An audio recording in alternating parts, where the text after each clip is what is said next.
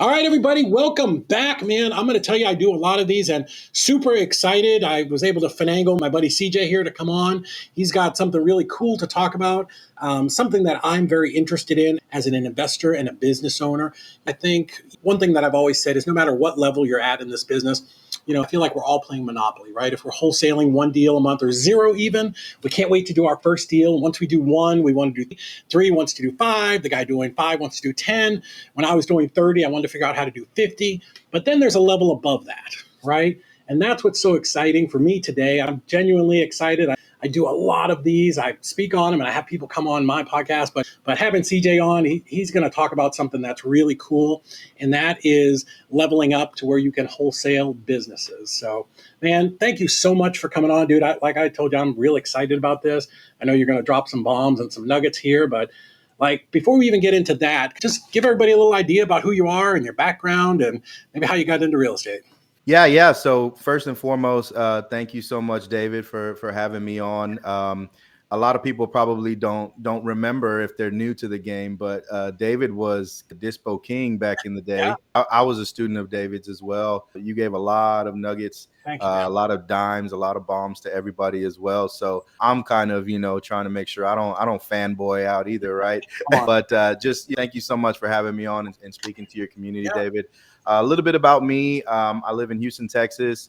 In a former life, I was a CPA, got my master's in accounting. Then I went on to get my CPA, was doing corporate America for a while. Like a lot of entrepreneurs, kind of realized sitting in a cubicle 9 to 5, getting whipped on all day, Yeah. wasn't really the life that I foresaw for myself. So Mhm. I had heard about a silly little notion called wholesaling real estate, wholesaling houses, and decided to take a stab at it. And I don't know how many people remember the yellow letter templates, but that's what I started off with, handwritten, hand cramping up on you type of of letters, and would send a bunch of those out. I was the weird guy at my local post office with 200 letters every week in a little box, and Yeah. I'm sliding them through the little thing there. But that was how I ended up getting my first deal. Yeah. It was only $1,500, and but it might as well have been a million to me, just because it was that proof of concept. I think we talk about a lot of that. David and I, we speak at a lot of events, and proof of concept is just once that little seed has been planted, man, it'll grip you and kind of almost possess you in a good way, right? But once I did that, I was kind of on the tail end of my corporate America career. And I did one more deal. It was by accident. It was a virtual deal. It was still here in Houston, but Houston's so big. It was like an hour away from me. Mhm. And accidentally did a virtual wholesale deal where I made 10 grand on that one. Nice. And at that point, I just thought anything I touch turns to gold, right? So I walked out of my corporate America job just acting like I was just the man. I was about to go make it big, and definitely had a slice of humble pie, because right out the gate, soon as I quit, I lost $25,000 on my first flip ever. I didn't know what I was doing. And that kind of definitely brought me back down to earth. But I think having some humble pie every now and then is good for the soul, good for your character. And I went probably, so this was in early 2017, and I probably went another maybe 4 months, just deals falling through or not getting deals. Just, it was a dry season, man. And I remember, obviously, my wife was supporting me as best as she could. But there was the money was getting low in the bank account. Sure. And I just remember having a talk with her saying, hey, when all the arrows are pointing down, that's the moment in time where you need to have faith, right? When there's no reason to believe you're going to get out of a situation, that's when faith actually matters. Because I think it's real easy, especially for successful people. It's very easy when you're at the top to say, I believe, I have faith, so on and so forth. But when you're in the moment, when you're in the trenches, and your human eyes can't see the way out, it's a lot harder to do, right? So I just remember telling her we got to have faith. And I'll never forget July 4th, 2017, because it fell on what we call Texas Tuesday here, right? It was the first Tuesday of the month. And I had a deal, and it felt, oh, well, everything was riding on this deal. It was only going to be about $8,500 or something like that. But it was like, man, I really needed this deal. Well, because 4th of July was on the Tuesday, all the title company was out on Monday. Everybody wanted that long weekend. My buyer was ready to go. It was a pre-foreclosure, right? So it was a pre-foreclosure deal. My buyer was ready to go. All they needed was, I think, maybe like the HUD and the wiring instructions or something like that. Well, nobody was in the office Monday. Tuesday came around, everybody was out. Wednesday, the title company people roll in, 9:30, 10 o'clock. And in Texas, at least, the auctions start at 10 a.m. Yeah. So, long story short, it was too little, too late. I had done nothing wrong, but the deal fell apart. Just ran out of time. And man, I just remember felt like the world just imploded on me. It was hard to even tell my wife what happened. How do you say it's not your fault? They don't care, right? I mean, so I just remember praying that day, and I just remember saying, "Hey, God, maybe I mistook what your dream was or what your purpose was for me. Maybe I need to go back into a CPA world and just do that, and I just remember saying, just let me know, show me what I have to do, right? I'll whatever your will is, but just show me what I have to do. Show me. And that was July 2017. And for those that don't remember, August 2017, Hurricane Harvey hit. That's right. Um, and this was in the moment, it was very scary. My wife, our firstborn, was maybe like 6 months old at the time. My wife was pregnant with our second. They're only 18 months apart. And I remember power was in and out. There was just crazy tornado warnings, and those tornadoes were saying, take cover now, go to a room with no windows. We were in our starter home at the time, and it was this tiny little washroom with a washer and dryer where the door barely had enough room to open up without hitting the wall, right? And I just remember we had blankets in there. My wife, I'm trying to keep her calm. The baby, I'm trying to keep him calm. And on top of that, the news was reporting a lot of looting, a lot of crazy people going into homes and businesses and trying to just take what they can, right? So you're getting inundated with all this stuff. I had a gun on top of the washer. We're just cooped up in the little laundry room. Yeah. And it was in that moment, David, where I thought, this is this is Suspense. from here, like I'm done. I tap out. I've heard it before, but there's this saying that says, you don't know God is all you need until God is all you've got. Right. Right. And so I just remember that moment so vividly. It was just so scary. But what happened, and I wasn't thinking about it at the time, but the hurricane finally subsided and dissipated. Influx of inventory hit the market. Right. Right. Yeah. And I just, not saying that, God did that just for Yeah. me, but in his greater plan, in his greater purpose, it was almost like he was saying, hey, like, I don't play by y'all's rules, right? You couldn't see a way out. Yeah, but you also can't throw a storm over a city, a historical storm, and create hundreds, if not thousands of houses worth of inventory.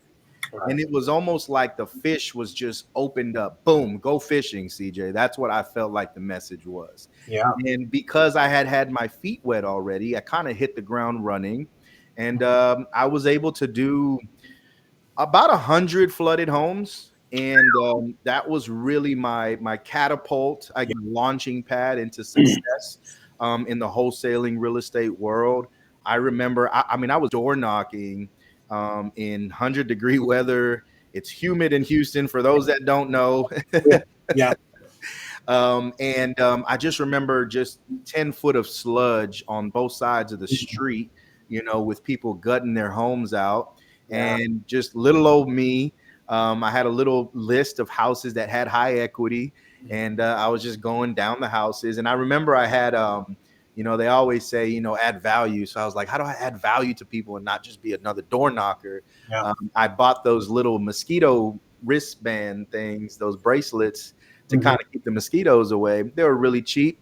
Right. But I'd knock on a door. I'd say, hey, my name is CJ. Just wanted to throw some of these your way. Mosquitoes are terrible right now. By the way, if y'all have ever thought of selling this house, I know we're all going through it right now. If you guys just don't have it in you to repair it, whatever, I'm more than happy to chat with you about it, so on and so forth.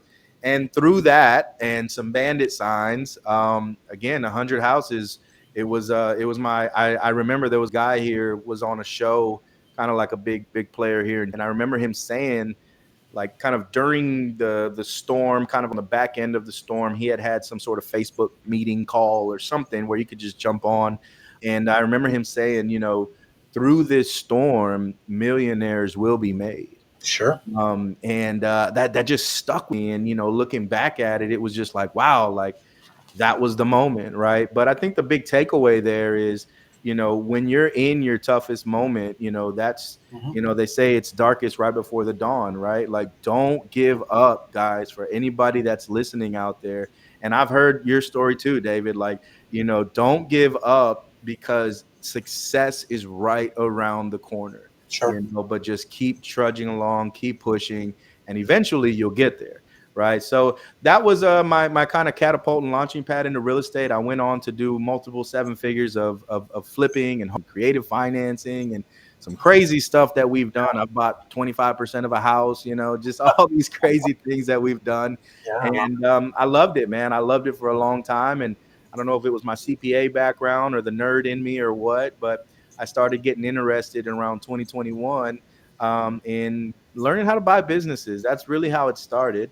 I just wanted to see how you go buy businesses. It had always intrigued me, but it also was very the information available even today is not. You can find information on it a whole lot easier today, but in Right. 2021 it was very hard or very expensive to find information on how to buy businesses. So, as we all do, as any successful entrepreneur knows, don't waste your time bumping your head against the wall. That's one thing I learned in real estate is don't waste your time trying to do it yourself. Pay for the escalator to get to the penthouse, right? I think Totally. Ricardo uses that scenario a lot. Yeah. But so I went in a ton of masterminds with all the big boys: Roland Frazier, Jay Abraham, Jeremy Harbour, Carl Allen. I think he's with works with Pace Morby a lot now. A lot of these guys, I just became student of the game, right? And so I learned a lot. And I remember I found my UK in a mastermind with Really? yeah, with a lot of people that didn't necessarily have black beards and chains. I'll tell you that. Yeah. And we were going over like 100 something ways on how to buy businesses. And so I'm dozing off. Naturally, I was always a horrible student. But I'm dozing off, and he would spend maybe 5 or 10 minutes talking about each one of these strategies, and then we would move on to the next. Well, in one of those, he only spent like 10 seconds on, but it woke me up because he said, look, guys, here's another one. You could technically take this, find a business, find it at a discount, get it under contract, and then you could go sell that contract to somebody for a fee and make money that way. He said, but that's boring. Who wants to do that? You're here to buy businesses, right? Right. I just perked up. I remember, and I'm like, whoa, Me. wait, I know some people that do that. And so, I mean, I had made a lot of money already wholesaling houses. I'm like, yeah, there's got to be money wholesaling businesses. Okay. But these were like, it was kind of the equivalent of like being in a room full of landlords and you're the only wholesaler, right? Right. Everybody just was there to buy. Their mindset is different. Making $100,000, $200,000 is not their goal, and rightfully so. I get it, but for me, I mean, I'm like, yeah, I want to learn that part, but I just wasn't met with any energy to learn it or to get it to me. Yeah. So coming back to Houston, and I'm just like, man, like, am I going crazy? Like, is this really something that's out there? Mhm. And a lot of people have heard me say this, but if you type in wholesaling businesses in Google, nothing pops up. The only thing that pops up is e-commerce, Shopify, Amazon, FBA. So basically, Google doesn't really understand what wholesaling business is. It left me in this kind of between a rock and a hard place because I wanted to learn how to wholesale businesses now that I knew it was a thing, Right. but nobody was out there to teach it. So I basically had to take my lumps, lose some money, well, lose quite a bit of money, and kind of pave my own way into wholesaling businesses. Literally have created my own systems, my own processes. I've actually, I mean, just today, I have a company that I'm dispoing right now, and to this day, I'm having to train buyers in businesses the way real estate buyers already know the game. I'm Really? having to train business buyers on the way we are going to play this game now. Mhm. Right. So just had to blaze the trail, and I can tell you again, it's scary. Yeah. Sometimes you feel like you don't know, where you're supposed to turn left or right. There's not really a manual, but I created these laws of success that I teach to my community, and those 3 laws of success are: number one, just start; number two, be consistent; and number three, stay uncomfortable. Yeah. And I truly believe, genuinely in my heart, that if you follow those 3 laws in anything you do, whether you want to be a Michelin chef, whether you want to be an athlete, whatever it may be, lose weight, whatever it may be, Mhm. you follow these 3 laws and you will be successful in anything. And that's all I did. I just followed my laws. We've been rocking and rolling ever since. And Ricardo was like, man, you should talk about this. And Yeah. that was a whole nother, I mean, I don't want to, go off on a tangent, David, but that was a whole nother thing where I wasn't a speaker. I mean, I never even thought about being a speaker. And I remember Ricardo saying, you should talk about this, man. Sure. This is interesting. And that was a whole nother, like, anxiety. I remember the first time I spoke, I Bro, I was get hyperventilating and panic attack and everything, man. I get up there, get dry mouth and hyperventilate, all that stuff too. And feel like I'm terrible up there, but you know. No, hey, I'll tell you what, you look cool as a cucumber while you're up there, man. Well, yeah, but internally, people don't realize what's going on as a speaker, right? You're up there and you're judging the crowd. Are they watching you? You're trying to watch your next slide. You're thinking about the slide after that. Yep. And you have these like 9 dialogues going on in your Yeah. head. And then you see somebody like just playing games on their phone and it throws you completely, right? It's like, am I not doing something good? Am I You're not? like, pay attention. What do you want me to do, man? Come on. Well, cool. So first off, it feels like a big jump to go from being a CPA to an entrepreneur because those are real personality types, right? That's not something that we see go together very very often, For right? sure. CPA is obviously very thinker brain, detail oriented, kind of in the disc chart. In every chart, that's over here, and entrepreneurs are up here. Right. Fascinating that you made that jump, but I can definitely see how being a CPA relates to the business side because that's Mhm. the thing that would make. And I've always struggled with this, even though I bought hundreds of rental properties, is the evaluation. So I think your background, in accounting must, serve you well and your students well there. Absolutely, absolutely, and humble brag, I guess, but only 10% of any CPA, I guess, test taker has ever passed all of the exams on their first try. Really? I don't know how I was part of that bunch, but I was actually surprised. I remember reading a stat that the CPA exam has a higher fail rate than the state bar attorney exam. Really? That's fascinating. Yeah, yeah, it's pretty tough thing to get through, man. And there's like 5 sections or tests that you got to take. They're all separate. You got to spend like 2-3 months studying for each one. And then if you can get caught, I knew a guy, it was tough, but he got caught in this loop because they expire after a certain amount of Oh time. So if no. you pass and you're on the last one, you don't pass that one in time, section one's gonna now expire, and now you got to do that one again, and you just get caught in this loop, man. I think the writing was on the wall because in my old corporate America job, they kind of ended up treating us like little elementary kids, just because they moved our kind of, I guess you can call it, seating arrangement. They moved our seating arrangement 3 different times because people kept coming to my cubicle and congregating around me Yeah, and talking with me you're about the fun guy, right? non-business related conversations. Yeah, yeah. I kind of knew that I just wasn't meant to stare at spreadsheets all day, not talk to anybody. And I think there was a reason why people kept coming to wherever I was on our eighth floor, because I felt like I always had this ability to maybe energize people, right? And I say that very humbly. I really do believe Yeah. the people that I teach and the people that are in my community and students, they're the real superstars. I'm just like an energizer battery for everybody. So I think the writing was on the wall. I was always just a little different than your prototypical, talk while you're looking at your shoes type of, Yeah. accountant or CPA. You had to be good at it, obviously, or you wouldn't have passed those tests. So I'll tell you a funny story. I went to this private all boys Catholic school, and like the kids took business law, which was kind of accounting.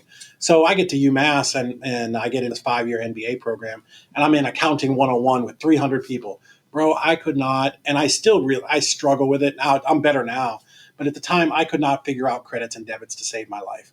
The only reason I passed this course, because there was a project and it was 3 people, and I was the guy who typed it up. Like, if I was not the guy who could type, like, I had zero chance of passing this. And I'm like, okay, I mean, they call accounting the language of business. yeah, And so I always tell people I'm trilingual. No, I'm just playing. But I'd like to put this out. I don't know why I remember this, but my very first day of my master's program in accounting, mhm, I remember sitting in the class. It was an Asian professor, and he was yeah. very intimidating and a little hard to understand. I remember thinking, oh, this is gonna suck. You I don't think I'm going to enjoy this much. I want to kind of share this with people because, people need to learn from our experiences and our pains Sure. and use that to leverage. I think you can be a goal achiever and feel like you're winning. You got to be very careful what wall you put your ladder against, because when I got to the top of my ladder in the corporate America world, I wasn't happy, right? I felt like I was winning all the way through. I graduated undergrad finance. I graduated master's accounting. I got my CPA. I rose to a senior accountant, probably one of the fastest that has ever done it. And so externally, people are looking at you and they're saying, man, that guy is winning at life, Yeah. right? But it shouldn't be a question of, can I? It's a question of, should I? Do I want to? Yeah. Right? Because again, I got there and I'm like, first of all, the money isn't what I thought it was going to be, Really. right? I mean, it was comfortable, but it just, we have big dreams. And and then second, I was not feeling fulfilled at all. And if I'm being honest with myself and everybody on that's listening, I probably should have never gone down the accounting path, the CPA path, but because other people, family, other people kind of highly regarded accounting and CPA, and it just kind of was like I was almost doing it for other people. Well, that's what I was going to ask. Like, what I ask this to people all the time when they're in college. What did you want to do when you started down that path? Like, what was your plan? What were you thinking? When I get to the end, this is what I'll do, and I'll be happy. I thought I was going to be a CPA, and I thought I was going to be making $200,000, $300,000 a year, and life was going to be great because, I had all the numbers and knew all this stuff or whatever. Well, one thing they don't tell you is unless you're going to start your own firm, which that never really crossed my mind at the time, you also got to learn how to play politics pretty well in corporate America. And most entrepreneurs, we have an issue with authority. Yeah. And so I kind of ended up getting a reputation, even though I was getting promoted. Once management and the roles of management and director and all of that started becoming a possibility for me, I noticed I got capped on, just because my reputation, perception is everything, right? Perception is reality. My reputation was the guy that's going to pop off, that's going to give it to everybody straight, whether you want to hear it or not. That's just not what they want from you in the corporate world. They want the yes man that's just going to be quiet, say yes, and go and do whatever they need you to do, even if it doesn't make sense. David, that was what really killed me. It was like, listen, guys, I know I'm a hothead and I probably talk way too much, but This plan will be better for the company than this. What you're telling me doesn't matter. Fascinating. The exact same thing happened to me. So I went into college. Originally, I was going to do the MBA, and I was going to go to law school because I had a cousin who was an attorney. And then afterwards, luckily, before I got to that point, I realized it was not going to be the life that I thought it was. It wasn't going to be LA law, or wasn't going to be, suits. It was going to be sitting in a library You weren't studying. going to be OJ's lawyer or anything. No, it wasn't that. But anyways, I kind of found myself in managing big retail stores, and in 1989, 1992, whatever, it paid really, really good. But I was that youngest store manager in a room full of 50-year-old guys who all never shut the and the problem was I was good, Yeah. but boy, I was only right 9 out of 10 times. And that one time I wasn't right, they rammed it up as hard as they possibly could, right? Until I eventually got to the point where I just got fired. But like I always had the number one store and all those things. But yeah, same exact story. I was a little bit of a pain in the ass and rubbed the institution the wrong way, and I didn't do it all the way I should have. So, well, cool. Let's kind of run through like in a very superficial kind of way, but like how this works. Like I guess you do some kind of marketing, you evaluate leads, you do acquisitions. Like kind of, let's just run through kind of like an overview of what it is that you do, because at the end, we want to make sure people have a way to reach out to you, because I am, again, fascinated by this. And I know a lot of people being exposed to it are going to be like, oh, wait, there's a better way. I need to be doing this. Yeah, no, yeah. So I'll just take my first one that I did. It was an HVAC company here in Houston. The owner's name was Robert. And so one thing that I really try to stress to people is the 1-for-1 in real estate investing, wholesaling, and business investing, wholesaling, the process, right? And so the process, if we take the real estate process, the process is you go get a list, PPC notwithstanding, you go get a list, you contact your list, you go on some appointments, maybe some follow-ups and stuff like that.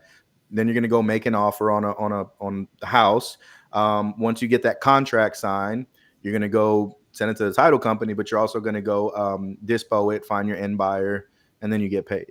Right. So that model, because that was all I really knew, I kind of copy and pasted it, right click, copy and pasted it over to the business world. And so the way the process looks over here with wholesaling businesses is we're going to go get a list. There's a prop stream for businesses, if you will. Once you pull your data in whatever market or industry or however you want to dissect it, once you get that, you're going to contact these people, same marketing channels. You can text them, you can cold call them, you can email them, you can direct mail them.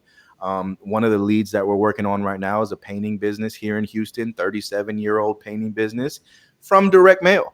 Right. So that's how unsaturated the market is. My first one his name was Robert, HVAC company, through direct mail. Once we get the contact, once we receive a response, we kind of went back and forth on some calls, met him at his office. We talked a little bit. And I have a few mentors now that I kind of reached out to kind of, I did an LOI. So it's not a purchase contract. It's a letter of intent. Once you get the letter of intent signed, that's kind of the same trigger point as getting your purchase contract signed to go dispo. And when to go dispo it, it's funny, but it's literally, think of like an email blast for a house, a wholesaler's email blast, but for a business. And so you blast it to all these people, had some inquiries, had a few tire kickers, had to do NDAs and stuff like that as well, but found the buyer. I think the HVAC company, we got it under contract. It was $650,000 that we got it under contract for. And then we disposed it or signed it out for $790,000 for a $140,000 wholesale fee. And that was that was the big thing there, was just like, holy moly, like I want more of this. Okay, I have so many questions. So many questions. So you're pulling your list from the business list for PropStream, like business, whatever. Yeah, and I mean, I want to give that for free to your community here, David. It's called dataaxleusa.com. That's what I call the prop stream of businesses, right? Just like how you go to PropStream, filter out house size, square footage, bedrooms, bathrooms, location, all of that. You're going to go to dataaxleusa.com. You can also filter out industry, sales ranges, all those different things you can filter out on there. It'll spit out a list. Of course, you got to pay for the list. Once you pay for the list, it has phone numbers on there, emails on there, of course, the business name, business owner's name, all that stuff. So you don't even have to spend money on the skip tracing part of it because all of that stuff is there. Now, I'll tell you this is the cool thing. Cold calling, we come from cold calling. We're constantly worried about in real estate, oh, is it spam tagged or I got to refresh my numbers, Yeah. The cool thing about calling a business They is pick you up don't got to everything. worry about any spam tag because they're open for business. They want you to call them. Homeowners don't want you to call them. Yeah. Business owners are open for business. Fascinating. So I would imagine. Also, I have a fantasy of owning laundromats. That's why I Let's own do all. it. Let's do it, David. I want to own laundromats like you've never seen. But anyways, so I guess you would go in and you say, okay, I want laundry mats, and I'm sure you teach this to your students and clients. But you probably know what sweet spot is for number of years owned and Mhm. like all of those kinds of things. So 5 years. We teach 5 years really, just because if you're going to be using financing, you don't have to, but I always like to keep it an option. The mhm, SBA requires at least 3 years of tax returns. And so if you don't have that, you kind of get into the startup bucket, and we don't recommend startups. yeah, So if we want to buy a running vehicle, mhm, 5 years. Now, listen, give me 10, give me 20, give me 30 years. I would love it. But at least also allows us to see kind of how they did during COVID, sure, right? And kind of see how they fared during that time. Do we expect the numbers to dip? Yes.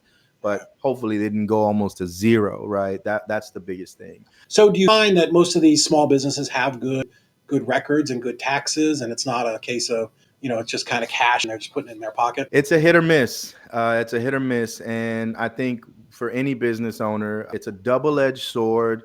Sure. Hopefully there's no IRS agents on this listening to this, but none of us want to pay taxes, right? Yeah. And so want to legally we want to maximize all the expenses and everything that we can to bring the income as low as possible so that our tax bill is as low as possible, right? And I totally get it. I'm a business owner as well. You're a business owner. Nobody wants to pay that a big amount of taxes.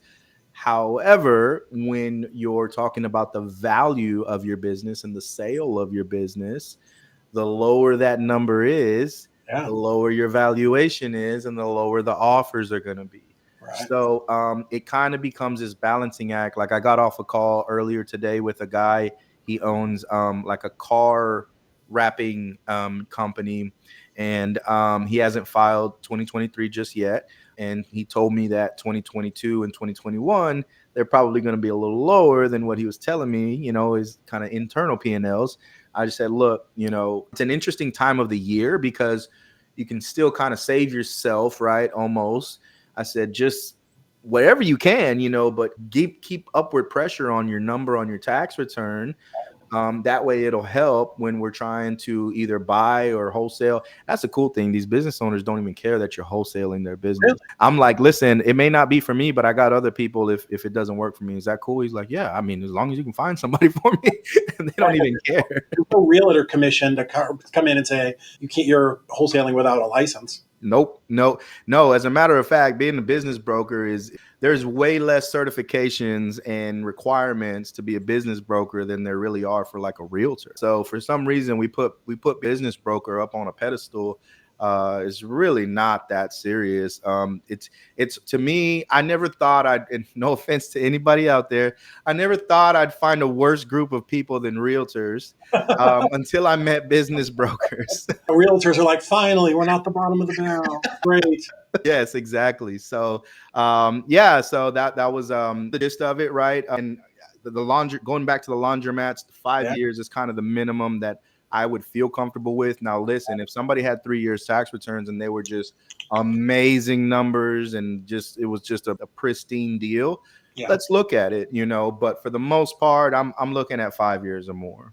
Hmm. So you're doing that evaluation.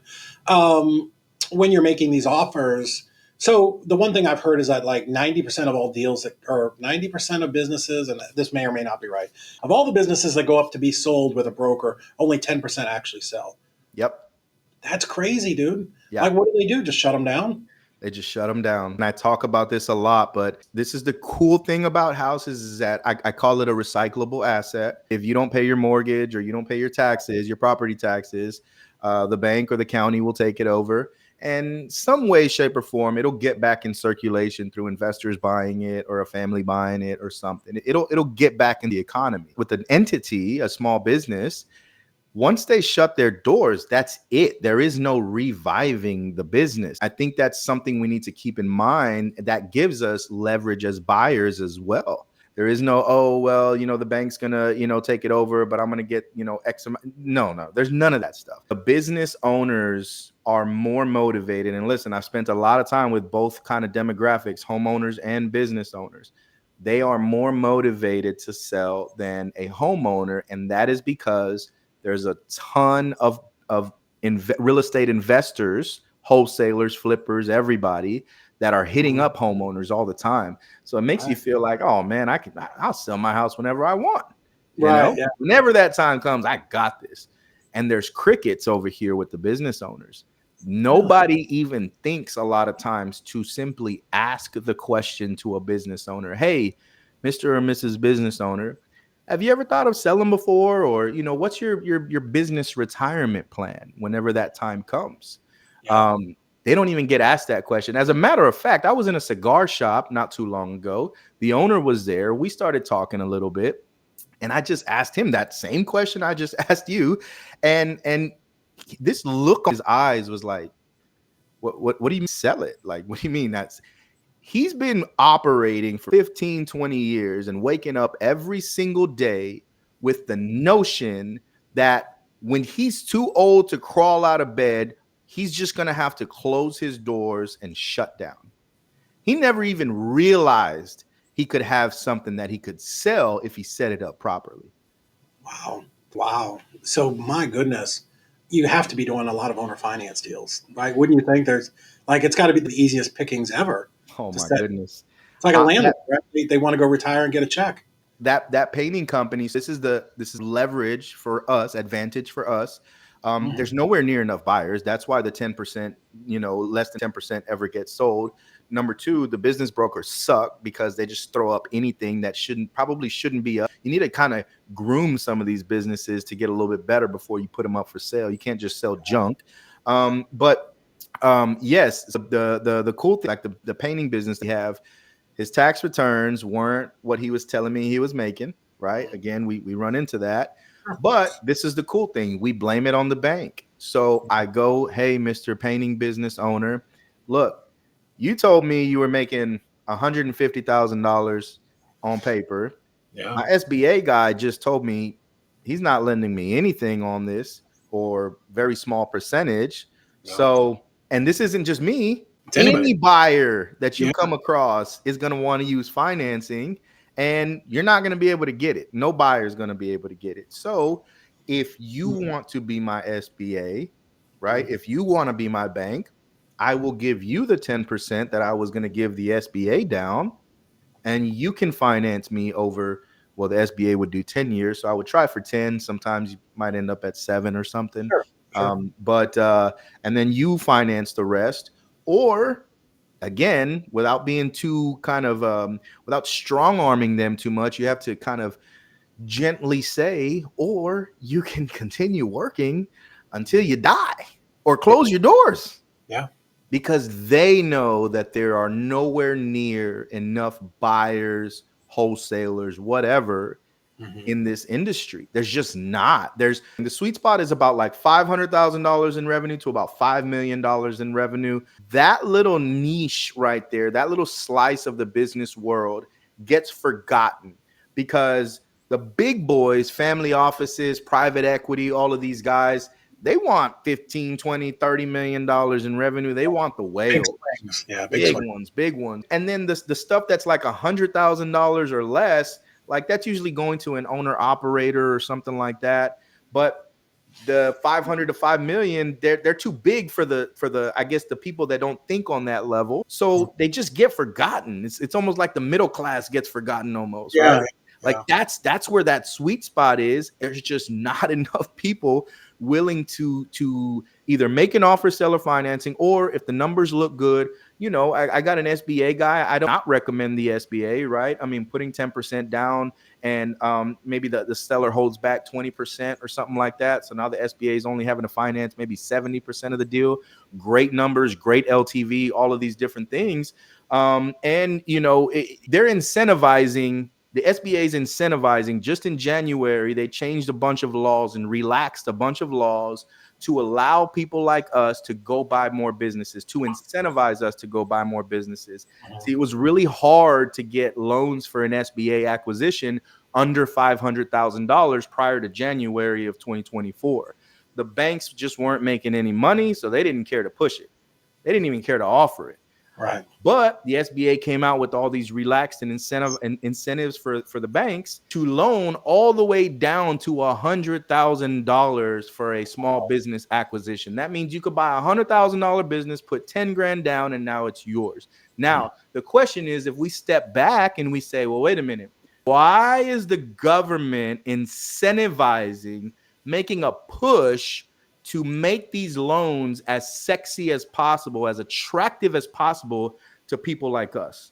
Why is that? Well, it's because they're seeing the same data that we're seeing.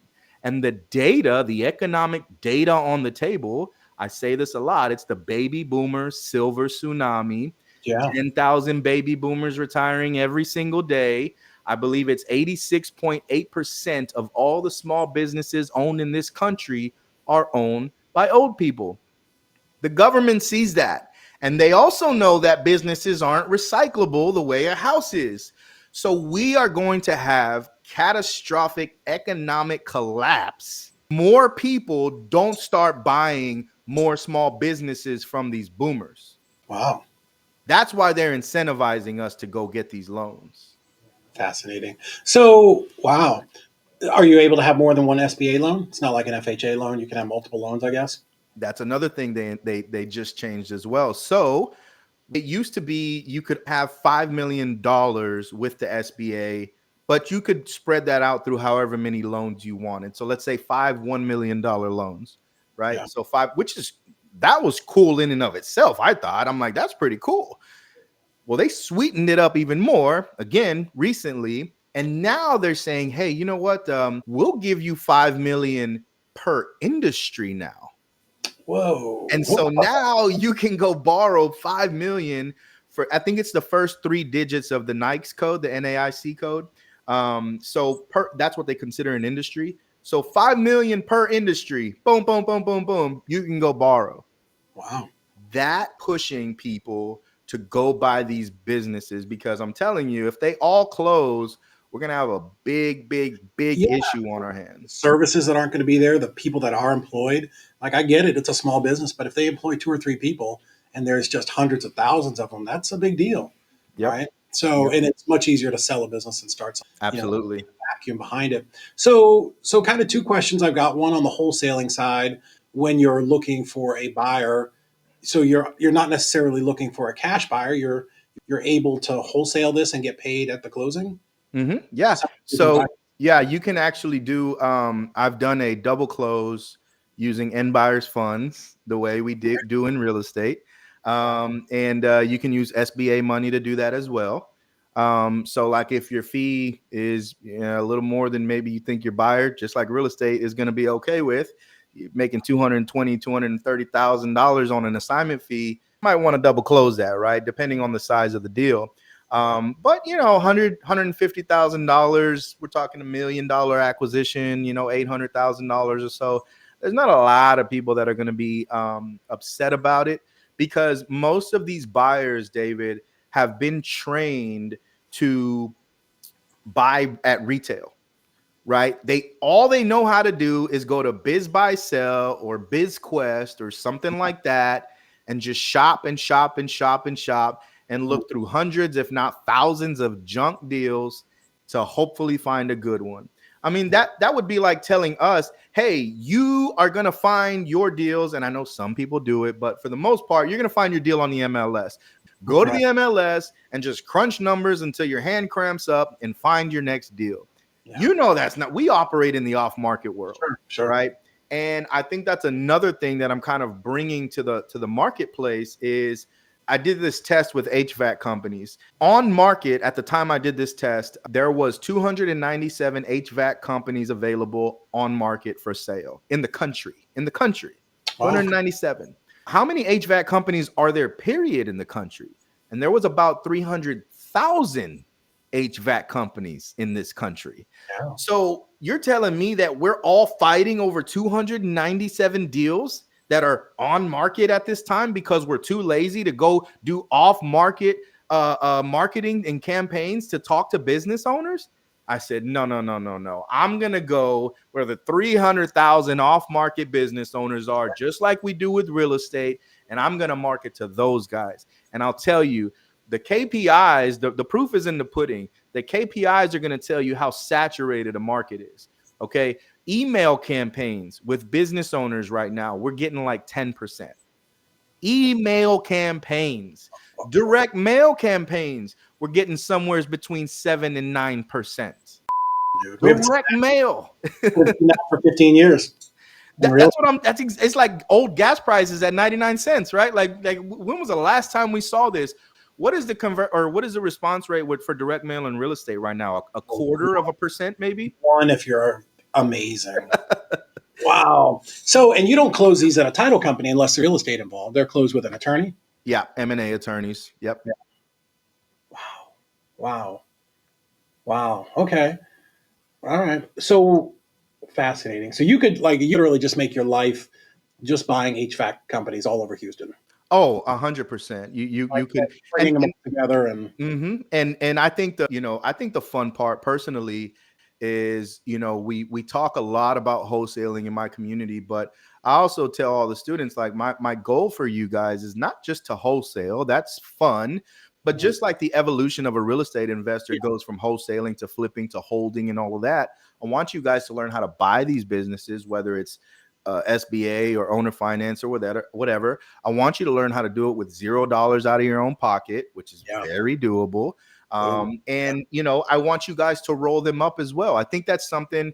When I learned this, I had to ask my mentor, and I think he got annoyed with me because I asked him like 4 times in a row. I'm like, hold on, explain it to me again. And I said, so you're telling me that for whatever reason, if your entity is making net income profit of $1 million or more, you get valued at a 5x of profit. And if it's under $1 million or more, you get valued at a 3x of profit. Yeah. And he said, yeah. And I said, so if I go buy 2 companies and each one is making $500,000 in net income, and I pay full retail, which is 3x. So I pay 1.5 million. I pay 1.5 million. I paid full retail for them. I add them together. My cost is 3 million. You're telling me, since it's my entity and I'm making $1 million in net income. Now, I haven't done anything to these companies. I just acquired them. Yeah. I can go value it at 5 million and make $2 million. He said, yes. Can you sit down now, please? I'm like, oh my goodness. Like, this is ridiculous. This is what you can't do in real estate. Yeah. David. The one time I heard Roland talk, that was what he talked about. Yes. It blew my mind. Yes. So, and Roland was one of the first ones that came across my mind when this seed was planted. And it's like, okay, so guys, I want you to pick some industries that you love and start little by little rolling them up. You can even do verticals, related industries for, community, David, are going to be real estate investors. Sure. Right.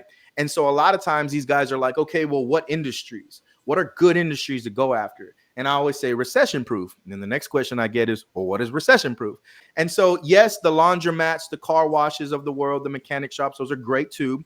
But for real estate investors, I say, just think about all the services that are involved from start to finish in a real estate transaction. Sure. From the title company to the appraiser to the home inspector, mold, pest control, window, foundation, roof, painting, everything in between. Those are great companies to go after because they're always going to be in need. If we're going to bet that houses are recession proof, if we're going to bet that rehabbing is never going to go away and new construction is never going to go away, then the verticals, the related industries in that process will also never go away.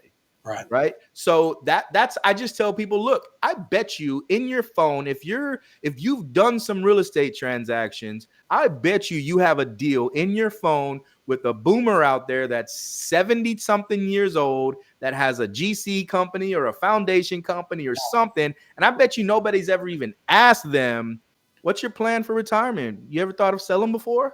Yeah. I said, your next deal's in your phone. Sure. All right, man. Well, here's the tough question. This is it. This is the tough question, right? So I go buy my HVAC company, and I guess the owner retires. Who's going to run it? I guess we're looking for somebody who has some kind of infrastructure that can operate. Yep. The biggest thing is one of the qualifications, if you will, is no one man shows. Okay. Okay. Nobody wants to buy a job. We don't have time to buy a job. Right. Our end buyers, our avatar is somebody that probably makes $300,000 to $500,000 at their 9 to 5. They don't want to quit their jobs. They're making great money. Mm-hmm. They just want to add to their business portfolio. Yeah. Right. So we never want to buy a one man show.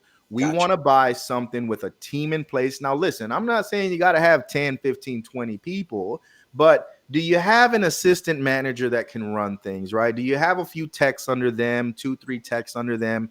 The litmus test, I would say, we talk about this a lot, is kind of like the ideal situation for our real estate businesses is, can you go away and go on a hiatus for a month or 2 or 3 and your business still not only survives but thrives without you, right? So you may not get companies that are fully there, but we want companies that are closer to that than a one-man show. I've had to shut down a lot of people that are like, I mean, yesterday I talked to a guy in Colorado. He's an electrician, but it's just him and he wants to sell. And I had to literally tell him, hey man, like, I'm sorry. Like, look, I offer consulting. I can help you get there. Yeah. But if you want to sell now, there's just no way I can help you out, man. Business. Yeah. You just have a job. So no one-man shows, teams. We buy running vehicles. Interesting. Okay, perfect. Well, that answers that question, because that would be the big fear, right? Like, I buy something and who's going to do it? I'm not going out and crawling and pulling wire someplace. Me neither, man. Hey, I've done over 600 or 700 real estate transactions. I never once swung a hammer, man. Oh, dude, come on. I used to do it. I tell people, when I was younger, skinnier, and had more energy, I did all that. I'm just lazy, David. Well, I get it. My man, and I know we've gone so far over. Thank you for being indulgent with us. But here's the next big question is, I know people are going to be just enamored with this as I am. Like, what's the best way for them to find you, get a hold of you, talk to you more, become a part of your community? How do they do it? You can find me on Instagram at allday.cj. You can go to my website. It's wholesalingbusinesses.com. It's another testament to how unsaturated the market is. You got that. I bought wholesalingbusinesses.com from GoDaddy for $11.99. It's ridiculous that nobody ever thought to put those two words together with .com at the end. So you can find me at wholesalingbusinesses.com. You can check us out there. You can go to my Instagram, DM me. I try to answer all my DMs personally when time affords. And so I'm an open book. David knows this. I'm more than happy to help you guys in any way that I can, and however I can be of service and value to you guys. Awesome. CJ, my man, thank you so much. This was one of the best, chats that I've had in a long, long time. And, people ask, why would you start a podcast so you can do this? Bring on cool people and get to hang out with them and talk to them, and definitely try to learn some stuff. Hey, a wise man once said, proximity is power. There you go. Proximity is power. I love it, dude. Again, CJ, thank you so much. And hopefully I'll be seeing you soon. Awesome. We'll talk to you later, David. Have a good one. You too.